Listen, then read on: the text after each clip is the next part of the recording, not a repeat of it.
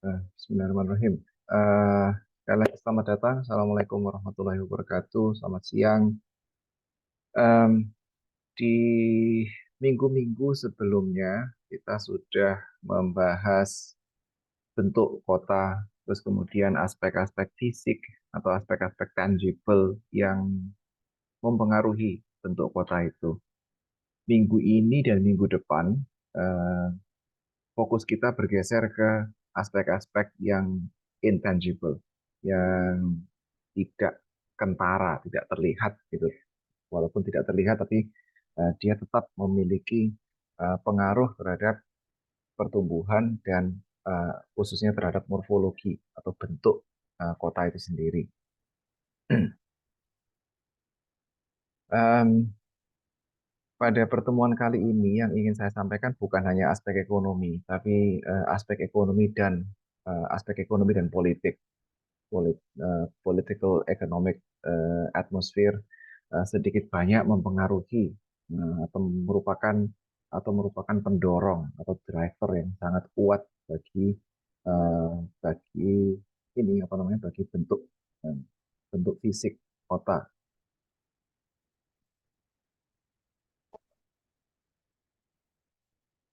Nah, sebelumnya silakan tulis di chat box. Eh, Ekonomi itu apa sih? Kegiatan ekonomi itu apa? Ada yang mau coba? Boleh langsung unmute atau melalui chat box kalau malu-malu. Ekonomi itu apa sih sebenarnya? Apa definisi dari kegiatan ekonomi atau ekonomi?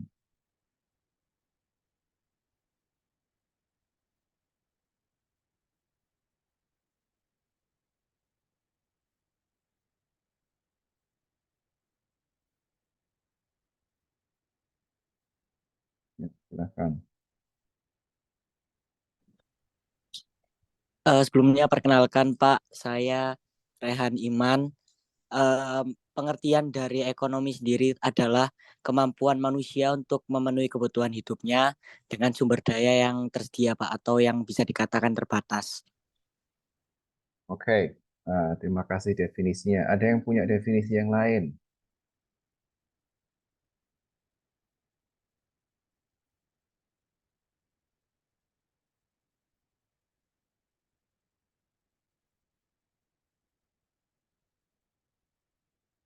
Ada yang punya definisi yang lain?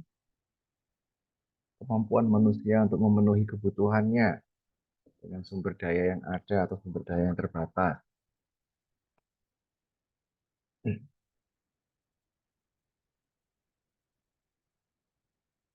Nggak ada yang ingat pelajaran SMP atau SMA ya, ekonomi itu. Em,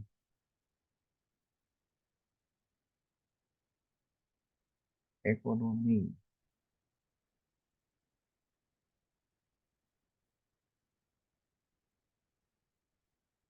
Ekonomi adalah apa?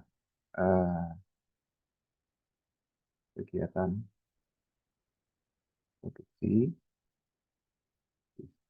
distribusi, dan konsumsi barang dan atau jasa.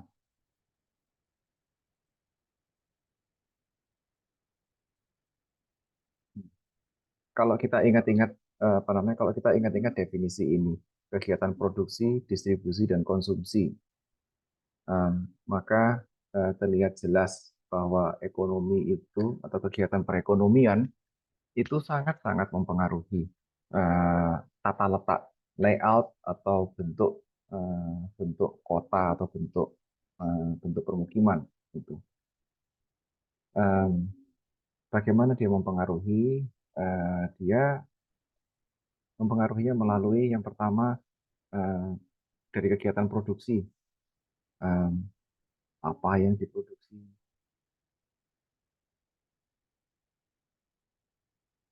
di mana di mana letak pusat produksinya atau di mana em, di mana sentra produksi atau pengolahannya, terus kemudian distribusi setelah dapat output eh, barang atau produk tersebut itu akan disalurkan kemana, dijual kemana, eh, atau bahkan eh, bagaimana bagaimana alur distribusi, alur atau jaringan distribusi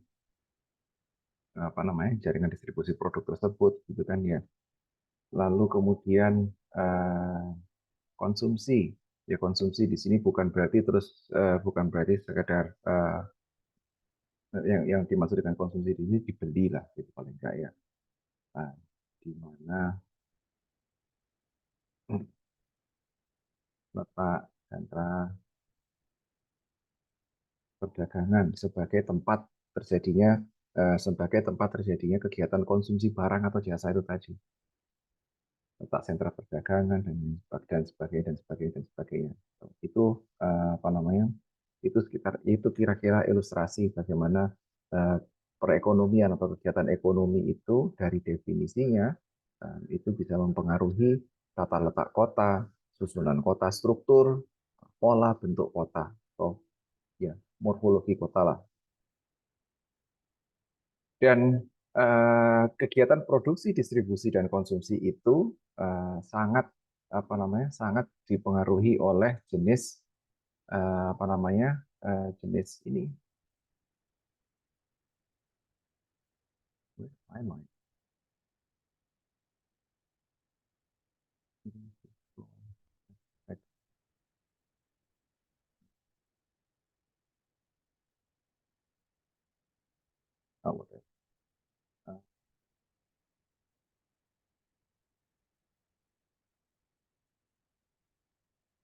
Sangat dipengaruhi oleh jenis mata pencaharian eh, penduduk, jenis mata pencaharian. Dan jenis mata pencaharian ini sedikit banyak juga pasti dipengaruhi oleh karakteristik geomorfologis. Apakah dia ada di awal-awalnya, apakah dia berada di tepi laut, di tepi sungai, ya. Ingat-ingat kota tepi sungai, river city, terus kemudian kota pelabuhan, kota di punggung bukit, kota yang berada ke lembah, gitu. Itu kan masing-masing memiliki karakteristik geomorfologis yang berbeda-beda, terus kemudian dan karakteristik geomorfologis tersebut menentukan atau sedikit banyak mempengaruhi jenis mata pencaharian penduduknya. Barang apa yang diproduksi, barang apa yang didistribusikan, terus barang apa yang dikonsumsi oleh masyarakat setempat. Itu dipengaruhi oleh lingkungannya. Di awal-awal manusia itu membentuk peradaban, ya, mereka memanfaatkan langsung apa yang diberikan oleh alam.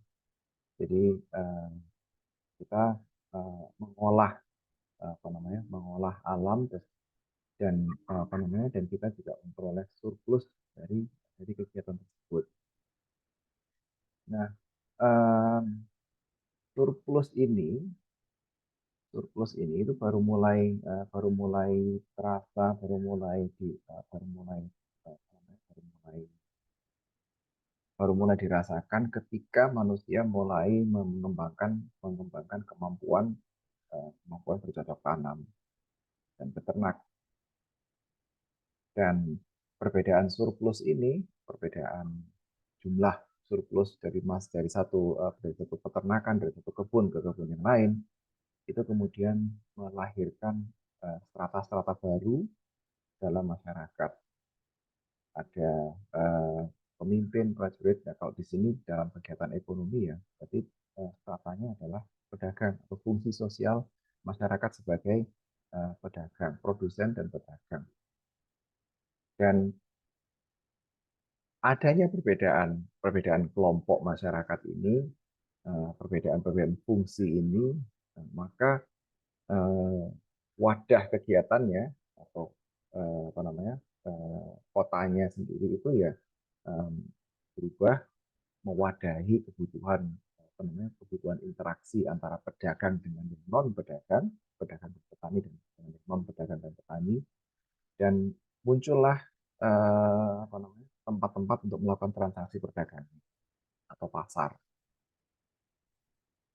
Jadi dari awal kegiatan bercocok tanam, surplus, ada yang tidak mampu bercocok tanam, tapi dia punya sumber daya yang lain, terjadilah pertukaran sumber daya itu di pasar.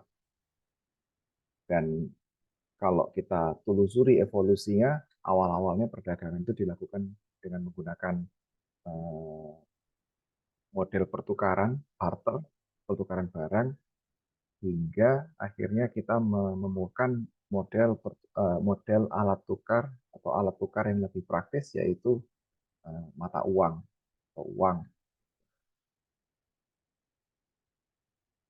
So, saya ulangi lagi, dari kegiatan produksi, distribusi, konsumsi, muncullah eh, muncullah berbagai macam eh, berbagai macam kelompok strata masyarakat, dan salah satu tempat interaksi berbagai kelompok masyarakat yang berbeda itu adalah pasar.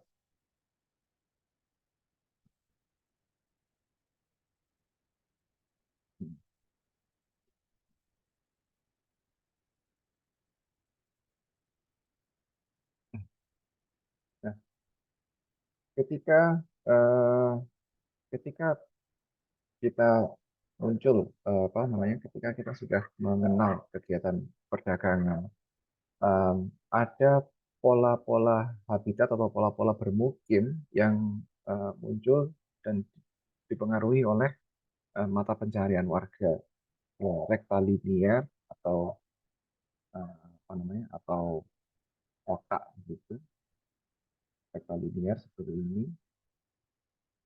um, dan yang bentuknya sirkuler seperti di bawah ini. Nah, tentunya itu tidak hanya karena perbedaan mata pencaharian eh, atau tapi juga dipengaruhi oleh karakteristik geomorfologisnya.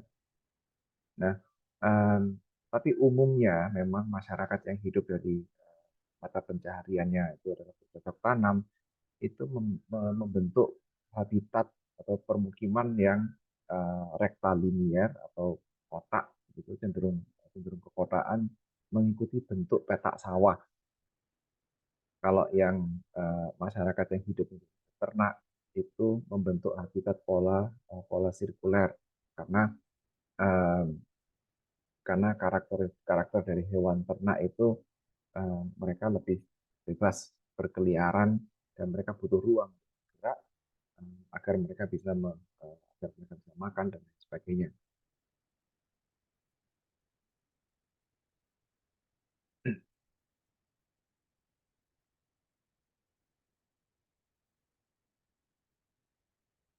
Oke. Dan seiring dengan tumbuhnya populasi, terus kemudian tumbuhnya kapasitas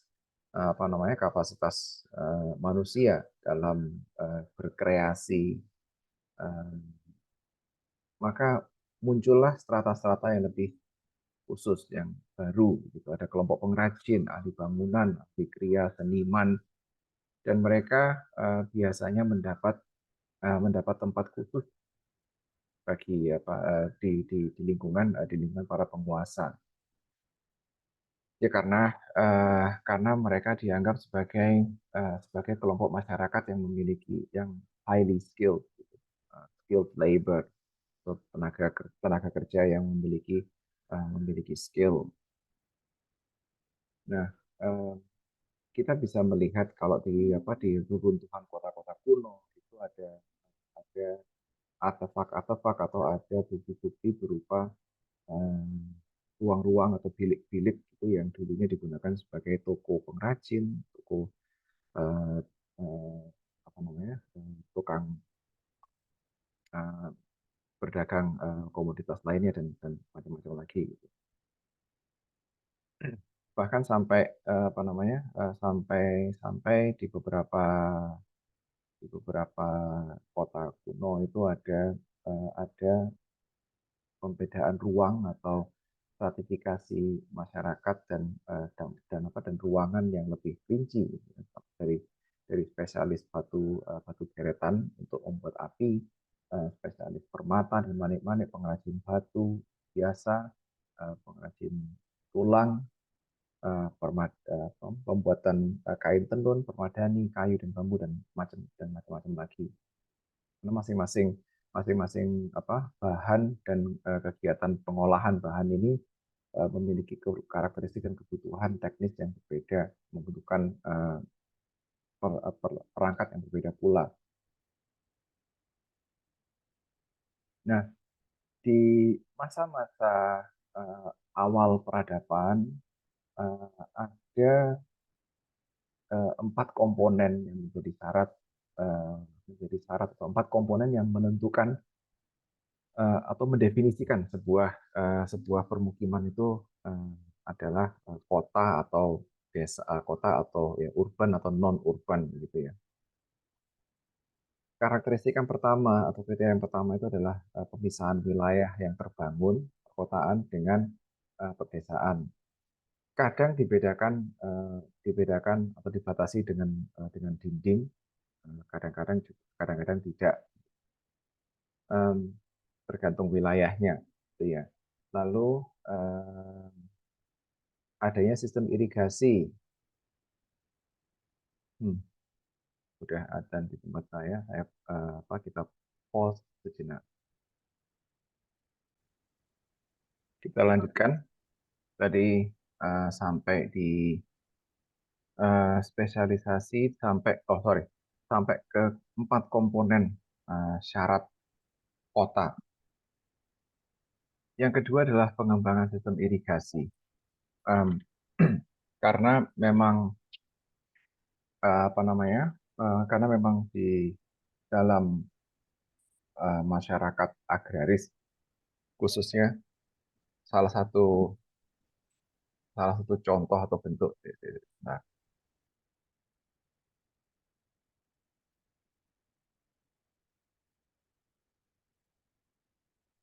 oke. Salah satu apa namanya? Salah satu bukti dari kecanggihan teknologi di masa itu, khususnya di antara masyarakat agraris adalah adanya sistem irigasi. Adanya sistem irigasi karena mm, mereka butuh air untuk mengairi sawah atau peternakannya. Lalu ada perkembangan struktur kekuasaan yang bisa dilihat dari perbedaan struktur atau perbedaan posisi di apa namanya perbedaan posisi hmm, atau tata letak bangunannya. Dan terakhir adalah perkembangan spesialisasi kerajinan sebagai kegiatan basis perdagangan. Sudah tidak lagi hanya bergantung pada hasil alam, tapi sudah mengolah hasil alam itu menjadi menjadi hasil kerajinan yang mungkin uh, yang mungkin merupakan kebutuhan tersier bahkan gitu. Dan saat itu sudah mulai lebih nyaman lah gitu ya, melakukan transaksi dengan menggunakan berbagai macam mata uang. Ini adalah contoh atau ilustrasi um, dari peradaban-peradaban awal gitu. Ini adalah ilustrasi dari kapal Huyuk di Turki yang kotanya atau permukimannya itu terbentuk atau dimulai berdiri dari tahun sebelum Masehi. Dan saat itu apa namanya bentuk fisik dari bangunan-bangunan yang mereka bangun itu adalah bahannya sebagian besar mengandalkan bahan-bahan yang diperoleh tempat, dan apa namanya bentuk bangunannya pun sederhana dan saling berdempetan eh, untuk memaksimalkan ruang. Selain itu saya kira juga karena untuk alasan saya nggak tahu, mungkin ada alasan atau ini merupakan adaptasi dari iklim atau keadaan lingkungan geografis setempat gitu. Nah, mata uang eh, mata uang itu memungkinkan kita melakukan perdagangan dengan berbagai macam dengan berbagai macam dengan bangsa-bangsa yang berbeda, dan seiring dengan berkembangnya peradaban di berbagai belahan dunia yang lain begitu, atau berbagai belahan lain dunia, eh, maka eh, mata uang itu pun berkembang. Tapi saya nggak tahu bagaimana mereka mengkonversi dari satu mata uang ke mata uang yang lain begitu. Tapi um, ini adalah beberapa contoh dari uh, mata uang dari berbagai peradaban yang berbeda. Itu perdagangan yang bentuknya masih tradisional dan bisa dianggap perdagangan klasik lah ya. Nah, eh, di masa itu kegiatan perdagangan masih dilakukan di pasar atau bazar, dan biasanya pasar-pasar ini letaknya di pusat kota. Kalau di kita sih mungkin pasar itu diletakkan di alun-alun, terletak di alun-alun, tempat di mana tempat-tempat lain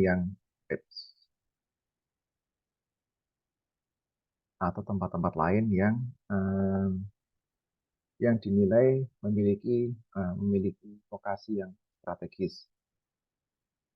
Nah, ini lokasi strategis itu dimanapun, bisa di hinterland atau di pantai. Nah, tergantung dari bentuk atau posisi dari kota itu sendiri. Um, yang kota-kota perdagangan atau pusat-pusat perdagangan itu muncul di sekitar pelabuhan, dan itu apa namanya kota-kota perdagangan atau wilayah-wilayah perdagangan antara pelabuhan dengan pedalaman itu memungkinkan transaksi antara kota pedalaman dan dunia luar. Yang kota pedalaman, hinterland, itu biasanya menjual hasil bumi, hasil olahan bumi. Sedangkan para pedagang dari luar negara, mereka menjual barang-barang kerajinan, kain, dan eh, kalau kita perhatikan ini bahan-bahannya, bahan dagangannya, barang dagangannya bersifat non perishable goods gitu. Dan apa namanya pasar itu tidak bagi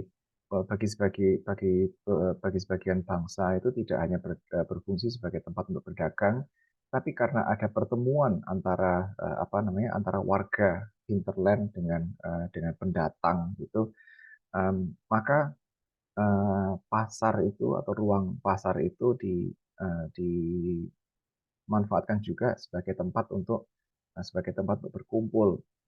Um, Kalau di zaman Romawi, dia ya stoa atau forum.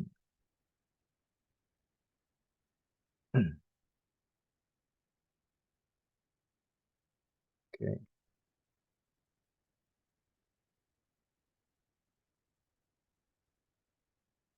Dan eh, kalau Anda berkesempatan untuk mengunjungi kota-kota di Eropa, mereka paling nggak kalau di Jerman itu, di Jerman tuh saya berani menjamin ada yang namanya marketplace begitu ya. Marketplace, atau kalau di Jerman itu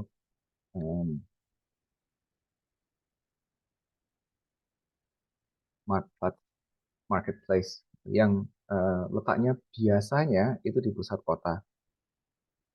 Biasanya di pusat kota, ya mirip dengan alun-alun kita lah, gitu. Mirip dengan alun-alun kita, letaknya di pusat kota. Dan marketplace ini tidak hanya digunakan, tidak hanya dimanfaatkan untuk kegiatan berdagang, tapi juga sekarang sih itu digunakan untuk kegiatan festival dan kegiatan-kegiatan kultural lainnya gitu. Sebagai contoh, kalau di tempat saya dulu belajar di Weimar, Jerman, marketplace itu menjadi biasanya marketplace-nya itu digunakan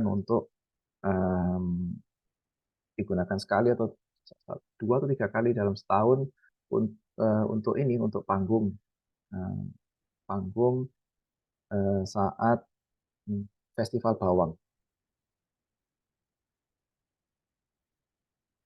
saat ada festival bawang.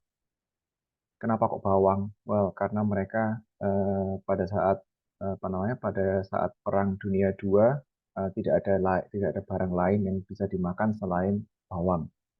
Jadi mereka sangat-sangat menghargai komoditas yang satu itu, festival bawang. Ada banyak kerajinan yang berbasis bawang.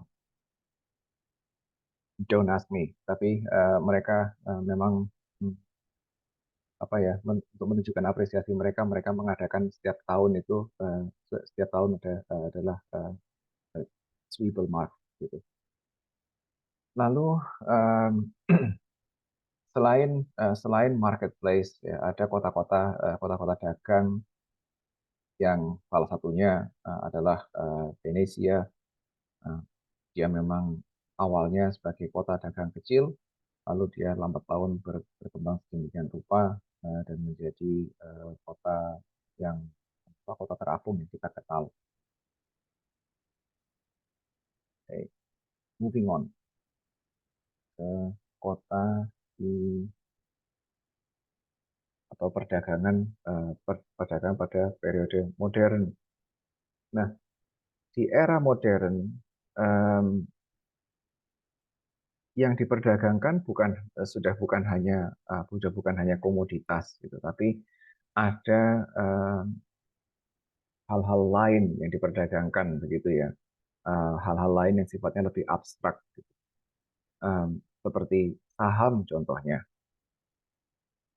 di di New York contohnya itu di sini ada sedikit cerita yang menggambarkan bagaimana atau awal kelahiran New York Stock Exchange.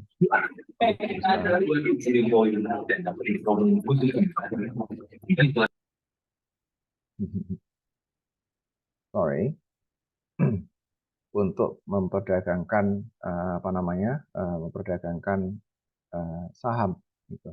Dan New York Stock Exchange ini kemudian berevolusi, berkembang menjadi New York Financial District atau Wall Street. Dan alat tukar itu juga sudah bergeser dari mata uang menjadi perdagangan surat-surat berharga, dan itu dilakukan di lantai bursa. Dan otomatis bentuk bentuk marketplace untuk model perdagangan seperti ini, ya dia jauh berbeda dengan marketplace yang ada di era-era klasik. Maka karena karena yang diperjualbelikan adalah surat berharga dan mata uang, dan alat tukarnya itu bukan hanya mata uang, tapi juga bisa berupa cek dan dokumen-dokumen lainnya, maka banyak khususnya di New York begitu banyak yang membuka usaha-usaha berupa bank atau institusi-institusi keuangan, financial institutions lainnya begitu.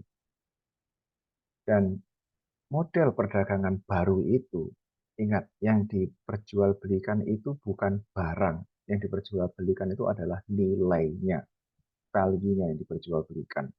Itu menimbulkan berbagai macam jasa layanan finansial yang baru, bank, asuransi, dan bursa efek. Dan otomatis struktur-struktur baru ini atau kegiatan-kegiatan baru ini membutuhkan struktur atau membutuhkan bangunan yang merefleksikan atau yang mampu mendukung atau mewadahi kegiatan yang berlangsung di dalamnya, kegiatan finansial yang berlangsung di dalamnya. Dan itu merubah uh, itu berdampak pada perwujudan kota yang jauh berbeda dibandingkan kota klasik sebelumnya. Mana marketplace-nya? Di mana di New York? Um, hampir tidak ada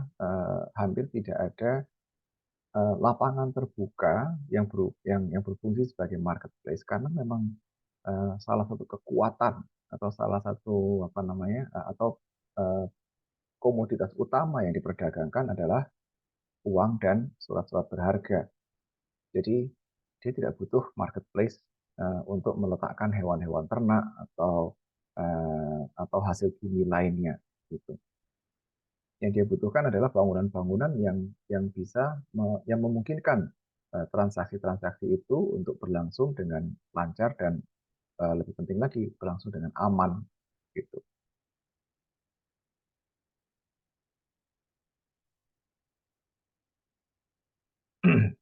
Ini sedikit apa namanya sedikit potret dari beberapa distrik di New York, Manhattan khususnya, yang merupakan distrik-distrik yang cukup ikonik, walaupun kalian mungkin belum pernah ke sana, tapi saya yakin dari media massa atau dari media lainnya sudah pernah paling nggak mendengar nama-nama ini atau melihat gambar-gambar ini, patung Liberty, terus kemudian skyline-nya New York eh, dengan WTC ketika World Trade Center itu masih ada. Dan ya inilah apa namanya cerminan kota yang menjadi salah satu pusat kegiatan bisnis dunia gitu. Dan tidak hanya tidak hanya New York yang memiliki wujud sedemikian rupa gitu. Kota-kota lain yang memiliki financial district atau financial district itu memang pada umumnya memiliki tampilan seperti ini. Marketplace-nya ya di tower-tower itu. Think of Shanghai, think of Hong Kong, distrik financial district di Jakarta mungkin atau di Surabaya kalau ada, rupanya kayak gimana? Ya, concrete, glass, and steel yang mendominasi.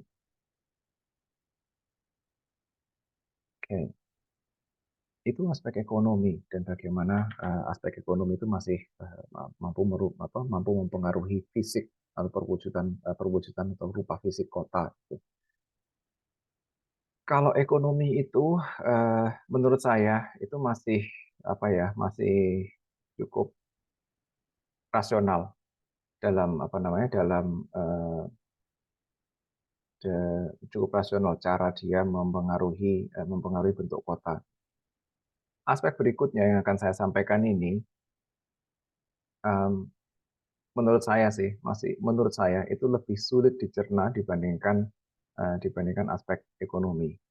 Ya, saya nggak tahu, mungkin karena saya tidak memiliki minat dan latar belakang dalam perpolitikan, jadi eh, saya nggak terlalu memahami dan saya nggak terlalu suka sebenarnya dengan aspek yang satu ini. Tapi ya kita jalanin aja lah. Nah, aspek politis, em, aspek politis tentunya dipengaruhi oleh siapa yang memegang kekuasaan saat itu. Dan eh, di beberapa tempat atau di beberapa kota yang memiliki yang memiliki bentuk kepemimpinan yang yang sifatnya lebih otoriter, maka fisik atau manifestasi fisik dari kotanya itu mencerminkan kehendak pemegang kekuasaan pada zaman tersebut gitu. Ya bisa jadi yang memegang kekuasaan itu adalah raja atau para bangsawan, tetapi ada kalanya di mana pemegang kekuasaan itu adalah panglima perang, pemuka agama, dan itu selalu berubah-ubah. Saya kira politik atau atmosfer politis itu selalu memiliki memiliki apa ya kedinamisan. Gitulah. Nah, perbedaan apa namanya perbedaan eh, fungsi sosial dan perbedaan bentuk kepemimpinan itu juga dicerminkan dari ini bentuk dan pola kotanya. Para raja biasanya akan mengorientasikan kota itu atau perkembangan kota itu ke pusat pemerintahan raja, entah itu apa namanya kastilnya, entah itu eh, apa namanya puronya atau bentengnya dan lain sebagainya gitu. Kalau panglima perang, eh, konfigurasi kota itu dibuat sedemikian rupa untuk kepentingan pertahanan dan mobilisasi pasukan. Pemimpin agama, maka yang di tengah-tengah kota itu bukan yang di tengah kota bukan pusat pemerintahan, tapi justru bangunan keagamaan. Kalau kalau pemegang kekuasaannya itu sifatnya lebih demokratis, maka atau fokusnya ke rakyat, maka kota itu akan diorientasikan untuk kepentingan rakyat. Seperti apa Pak kalau kayak gitu bentuk fisiknya? Ya dengan adanya alun-alun misalnya. Ya, adanya alun-alun, terus kemudian ruang-ruang yang apa namanya yang memungkinkan masyarakat untuk berinteraksi secara bebas, mengemukakan pendapatnya secara luas, dan uh, mereka bisa bertemu dan membentuk solidaritas sosial.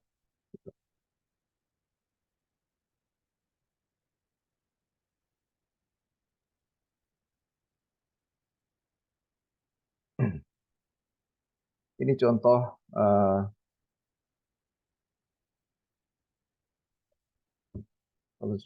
satu contoh kota yang berorientasi pada kekuasaan raja uh, di Persia. Um, saya kira kalau apa namanya kalau dari Persia yang suka nonton film-film dengan nuansa nuansa sejarah itu cukup familiar dengan Raja uh, Xerxes.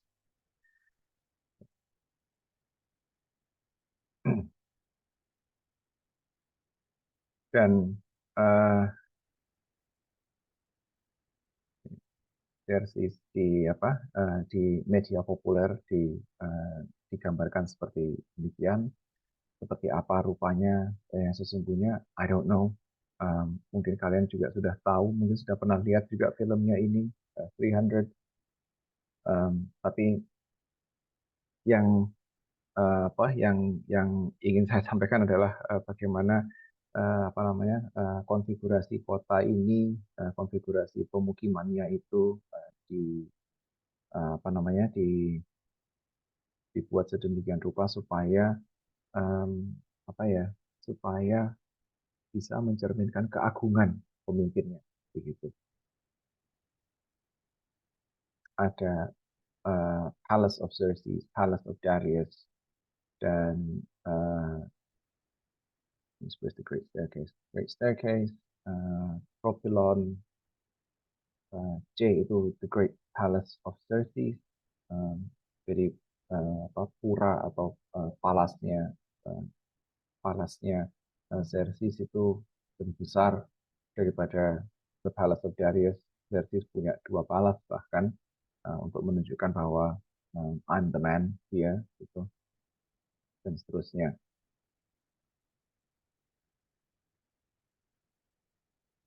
Oke, kota yang berorientasi pada kepentingan pertahanan, contohnya Palma. Em, Sampai sekarang bentuknya memang fantastis demikian begitu ya.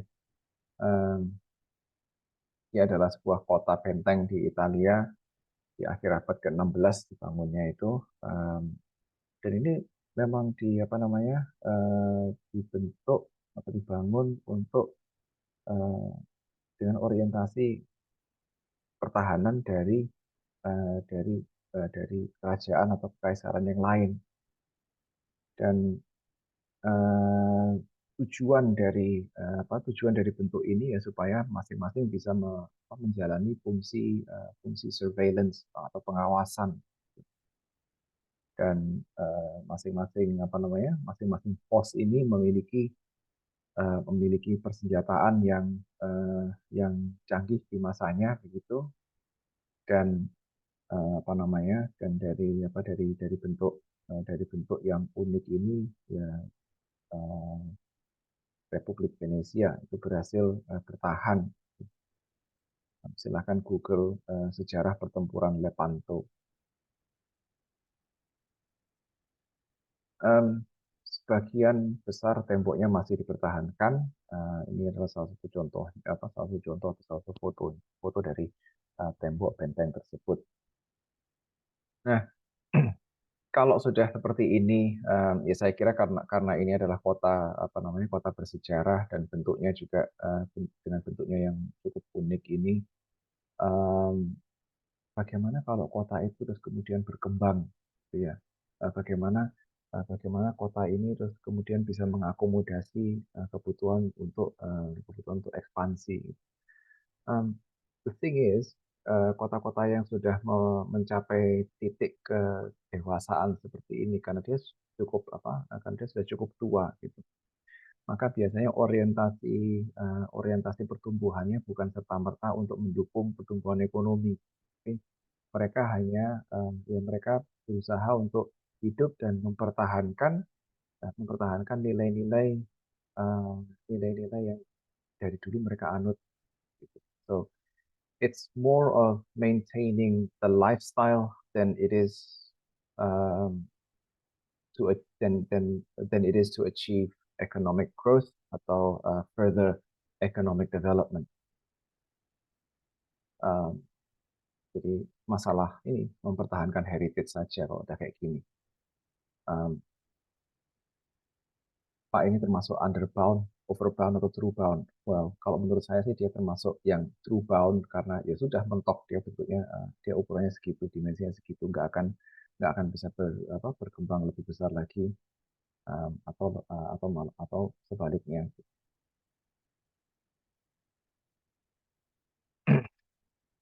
Kota yang dibangun untuk kepentingan religius ya, Akropolis di Athena, terus kemudian Machu Picchu itu juga dibangun untuk kepentingan religius.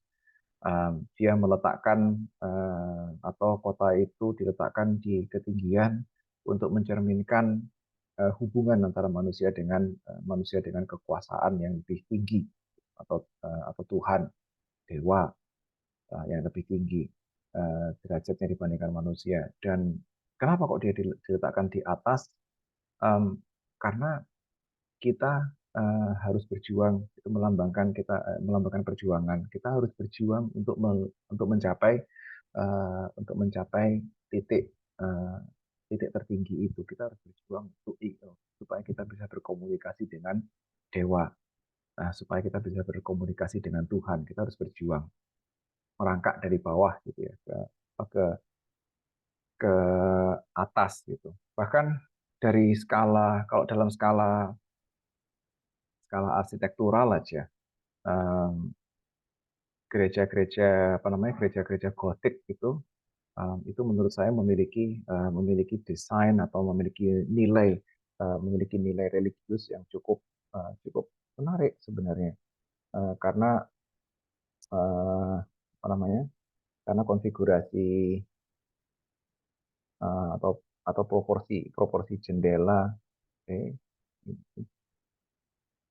karena proporsi jendela dan proporsi dan posisi jendela dan dinding itu selalu lebih tinggi gitu. Sorry.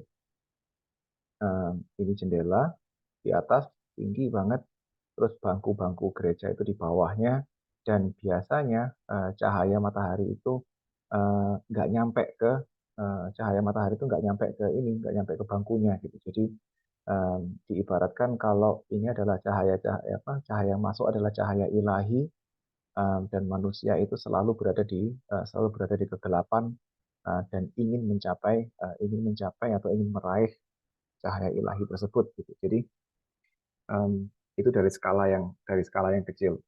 Mohon maaf rekan-rekan yang nggak karuan, tapi semoga itu bisa memberikan sedikit ilustrasi gitu, dari skala bangunan individu ke skala yang lebih tinggi. Jadi kita selalu berusaha mengekspresikan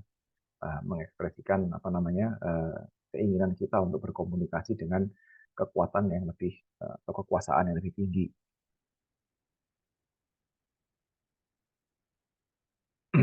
Kota yang dibangun dengan orientasi kepentingan rakyat, ya, Forum Romanum di jantung kota Roma. Kalau di kita alun-alun,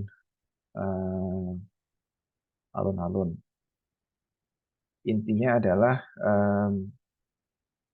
adalah menyediakan ruang-ruang yang memungkinkan masyarakat untuk berkumpul, berdiskusi, saling bertukar pikiran, dan dengan bebas tanpa rasa takut akan diintervensi oleh pihak-pihak yang berwenang gitu.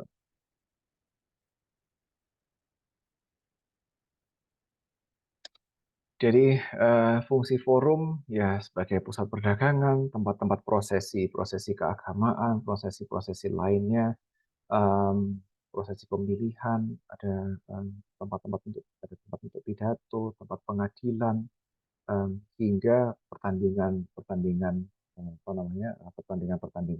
yang kita kenal, pertandingan gladiator misalnya. Ya tidak terjadi di Forum Romanum sih kalau pertandingan itu, tapi Colosseum terletak tidak jauh dari Forum Romanum. Dan model ya bukan model permukiman atau model kota yang seperti ini yang kita pertahankan sekarang gitu, tapi model kepemimpinan seperti inilah yang dipertahankan oleh sebagian besar negara di zaman modern ini. Tapi secara umum sekarang secara umum memang pemegang kekuasaan di negara pada zaman modern ini ya adalah negara kesatuan atau negara serikat atau bentuk pemerintahan ya republik atau monarki. Tidak seperti zaman dulu yang memiliki bentuk negara dan bentuk pemerintahan yang lebih variatif. Dan kota yang biasanya pertumbuhannya dipengaruhi aspek politis itu ya mempunyai sistem pertumbuhan atau pola pertumbuhan linier maupun konsentris atau radial. Kota dengan sistem linier atau menggunakan as ini lebih banyak dipengaruhi oleh kosmologinya sih sebenarnya, bukan semata-mata politiknya gitu. Cina di Cina misalnya menggunakan sumbu utara selatan yang menggambarkan hubungan antara alam semesta dan istana penguasa. Nah, ini menurut kosmologi Cina itu berbentuk butir sangkar dan langit itu berbentuk lingkaran.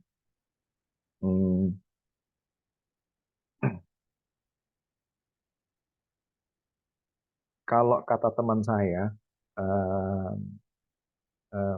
beliau mengatakan kalau in China we have the dragon axis. Katanya si dragon axis, tapi I thought he was just exaggerating because he's Chinese and everything in China starts with dragon something atau everything significant. Seolah-olah harus menggunakan kata naga gitu, aksis naga. So, aksis utara selatan. menggambarkan hubungan antara alam semesta dengan istana penguasa. Kaisar itu adalah titisan atau perwujudan manusia dari dewa, dari dewa, dewa apa? Matahari kalau nggak salah, sama mirip dengan apa? Kaisar. Maka dia istananya diletakkan di sisi paling utara, dan kemudian bangunan-bangunan lain yang itu di- disusun sedemikian rupa mengikuti konfigurasi eh, persegi seperti demikian. Makin ke selatan, jadi kita masuk itu, kita masuk masuk ke gerbang pertama. Biasanya ini ada 4 atau 5 lapis begitu. Kita masuk dari sisi selatan menuju ke sisi utara. Dan uh, yes, dalam kosmologi Cina saya pernah I've heard of this. Uh, bumi itu bumi adalah hamparan kotak. Terus kemudian langit itu langit itu berbentuk lingkaran mengelilingi mengelilingi bumi seperti demikian. Gitu. Jadi mereka menganggapnya seperti ini. Gitu. Jadi kita dikelilingi oleh langit.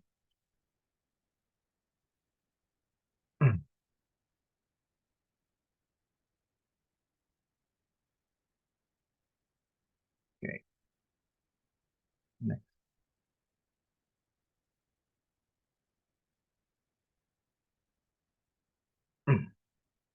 Nah, pola kosmis pola kosmik ini gitu, ini sih blending ya, blend antara politik dengan kosmologi gitu.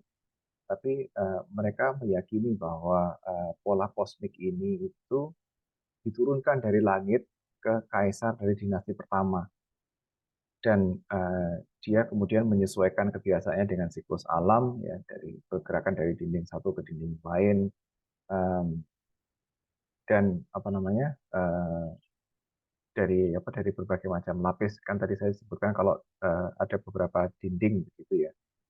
Memang dia biasanya akan bergerak dari satu atau berpindah dari satu dinding ke dinding yang lain sepanjang tahun sampai menyelesaikan satu satu putaran perpindahan dari satu palace ke palace yang lainnya di dalam satu kompleks itu.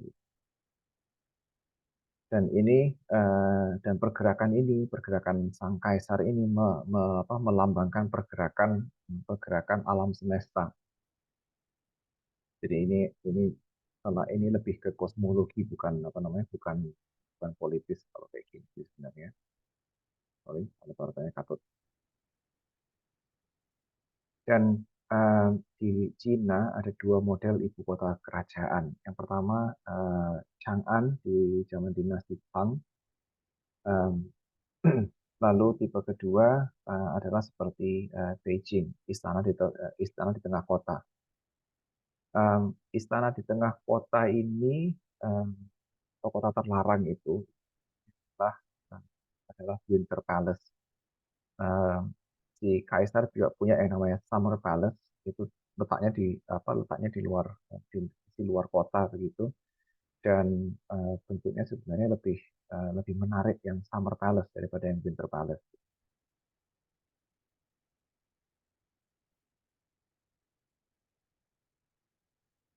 Ini potret dari kota terlarang yang sekarang dilingkupi oleh banyak um, ring road begitu. Nah, orientasi ke utara selatan, bagian terpenting diletakkan di tengah-tengah Sumbu, sedikit ke utara, tuh, dan ini memang disebut sebagai kota terlarang karena zaman dulu memang tidak boleh, nggak sembarang orang bisa masuk gitu. Dan ini yang saya maksud dengan siklus itu tadi, dari satu palace ke palace yang lain ini dalam satu tahun, 1, 2, 3, 4, 5, 6. Ada 6 lapis atau 6 hierarki di dalamnya itu, yang yang dia selesaikan dalam waktu 1 tahun.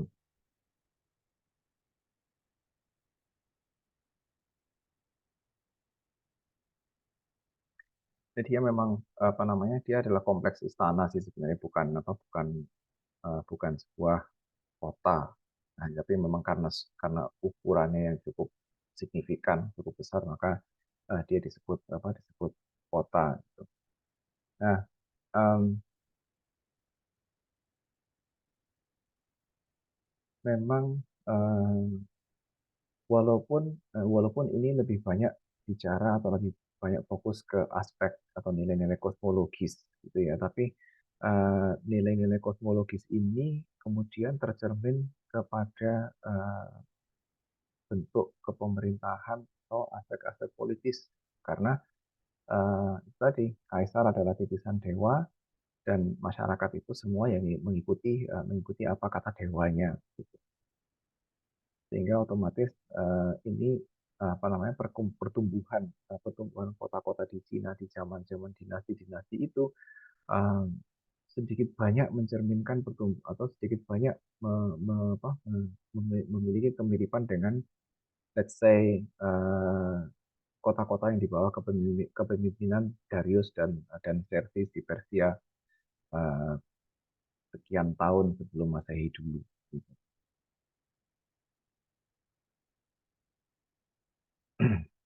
Nah, kalau berbeda dengan Cina, ada New Delhi di India yang memiliki orientasi sumbu timur barat sepanjang jalan utama gitu. Nah, hmm, kalau New Delhi ini sih karena dia adalah kota yang relatif baru, jadi dibangun di abad ke-20 di bawah kekuasaan Inggris. Saya tidak terlalu familiar dengan kota New Delhi atau kota-kota lain di India. To be honest, saya sendiri sepertinya juga tidak memiliki ketertarikan untuk mengunjungi India. Not not anytime soon, I suppose. Um, ya, ini lihat kita lihat konfigurasinya saja. Gitu. Um, Konfigurasi seperti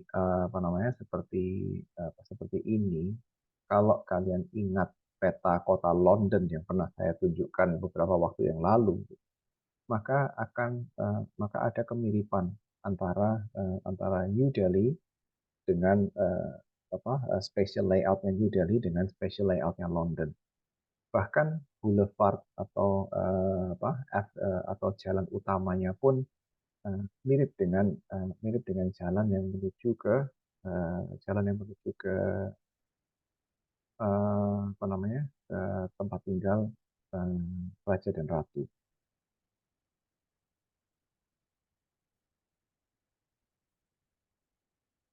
Terus ini kemudian ada beberapa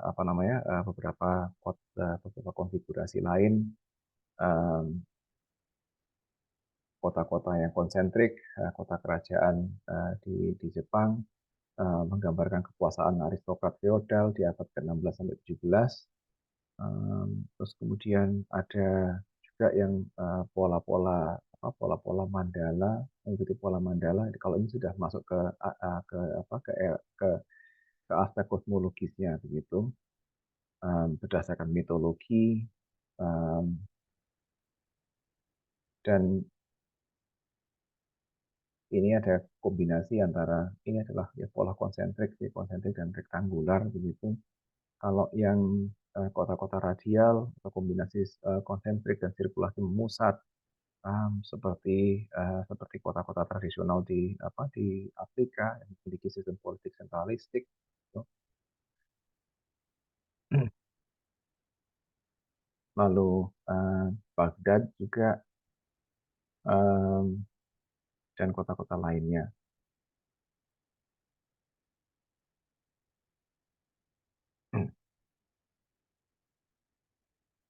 Lalu muncullah kota sosialis sebagai produk revolusi industri dan dampak-dampak yang menyertainya gitu. Dan kota-kota sosialis ini adalah kota yang mengakui keberadaan dan kepentingan kaum buruh, dan orientasinya adalah untuk menaungi para pekerja dan dan teknis dan tenaga-tenaga kerah biru lainnya gitu. Dan otomatis kalau kota dan otomatis karena dia orientasinya adalah buruh, maka kota-kota sosialis atau kota-kota pekerja seperti ini dia letaknya juga tidak jauh dari pusat produksi. Ini contoh dari kota buruh pabrik garam di Perancis.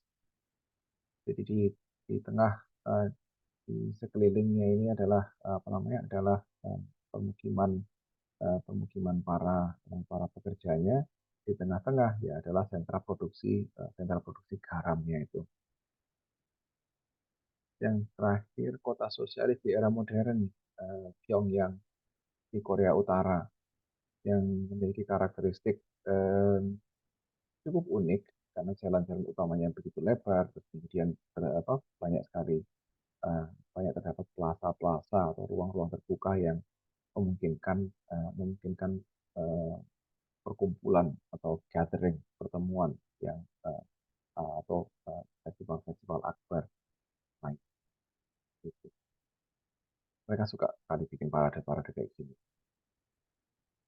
Dan saya kira itu saja yang bisa saya sampaikan untuk pertemuan kita kali ini. Monggo kalau ada yang mau ditanyakan, ingin disampaikan, eh, saya persilahkan.